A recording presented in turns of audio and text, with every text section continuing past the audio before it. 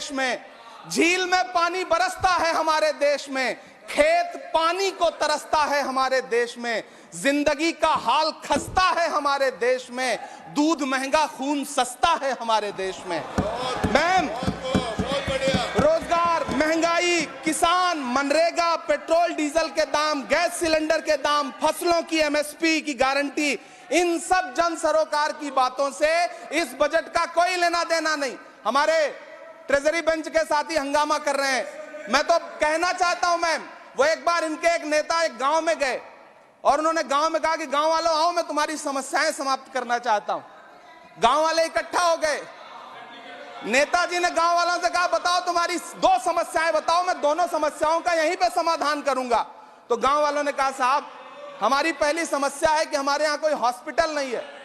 तो नेताजी ने मोबाइल निकाला, कहीं फोन मिलाया और मिला के फोन पे पता नहीं क्या कुछ कहा कि यहाँ गांव में हॉस्पिटल नहीं है, हॉस्पिटल तुरंत, यहाँ हॉस्पिटल चाहिए। गांव वाले खुश हो गए कि 1 मिनट में यहाँ हॉस्पिटल आ रहा है। अगली समस्या के बारे में उन्होंने, नेताजी ने गांव वालों से कहा कि मैंने आपकी पहली समस्या समाप्त कर दी, दूसरी समस्या बताओ। तो गांव वालों ने कहा साहब इस गांव में कोई भी मोबाइल का नेटवर्क ही नहीं है। ये है इनके काम करने का तरीका, ये है झूठ बोलने का तरीका। इन्होंने वायदे किए बड़े बड़े, जो 10 साल के इनके वायदे हैं, मैं उनके बारे में बात करूंगा।